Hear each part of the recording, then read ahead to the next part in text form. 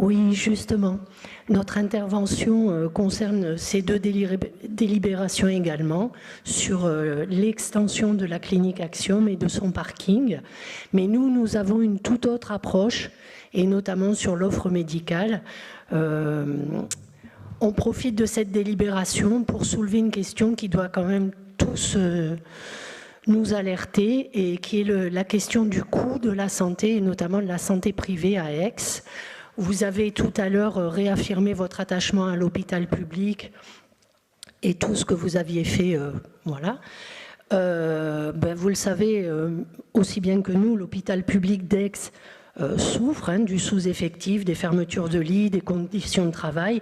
La crise Covid l'a mis sur le devant de la scène, et les usagers de l'hôpital public pâtissent de cette situation et bien souvent sont obligés de se tourner vers le privé.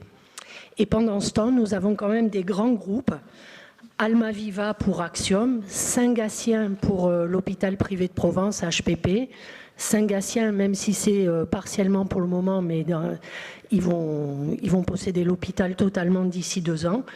Et donc ces grands groupes ont durablement installé et continuent de développer dans notre ville une santé privée de luxe. Voyez leur site internet. On se demande si on part se faire soigner ou si on part en vacances dans une résidence hôtelière de luxe. Je veux dire, il y a les photos des chambres de luxe. Axiom, c'est 180 € la nuit, la chambre de luxe avec peignoir, menu personnalisé. L'ambulatoire, maintenant, c'est 40 €. Le prix du parking, Axiom, c'est 50 centimes le quart d'heure. Oui, mais je suis d'accord. Je suis d'accord que le parking n'est pas gratuit. Mais ce que je veux vous dire, on n'est pas responsable effectivement de tout ça. Mais déjà, pour le prix du parking, il faut savoir que notamment à HPP, une petite partie revient à CEMEPA, mais tout le reste vient dans la poche de qui? Du groupe.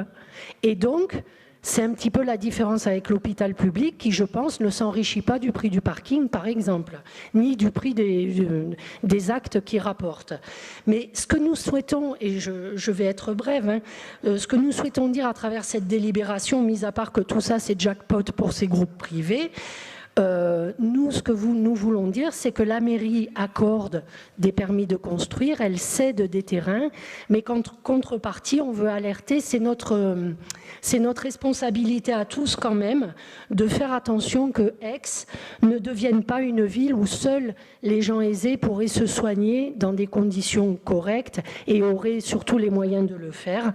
Enfin, la dernière chose, nous constatons également que cette cession et l'extension du parking ne sont pas faites dans la concertation, puisque les riverains y sont vivement opposés et déplorent un projet qui empiétera sur leur espace de vie quotidien. Voilà ce que nous voulions dire.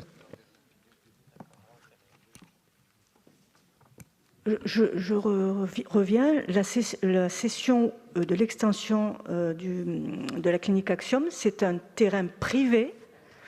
C'est M. Roche qui a vendu ce terrain-là. La ville n'est absolument pas impliquée sur cette vente. Nous, on essaye de trouver uniquement de propositions de parking pendant la durée des travaux. C'est tout. Voilà, j'espère que ça a été bien compris. Oui, mais c'était une occasion pour nous quand même d'alerter sur tout ça, parce que là, ça s'étend, que ce soit HPP ou Axiom, et on a rappelé tout à l'heure notre attachement à l'hôpital public, c'était une occasion de le souligner. Moi, je dirais qu'aujourd'hui, les cliniques, qu'elles soient privées, oui, les cliniques privées et l'hôpital public sont aussi ce qui tient une médecine de grande qualité sur la ville. Donc, les deux sont très importants.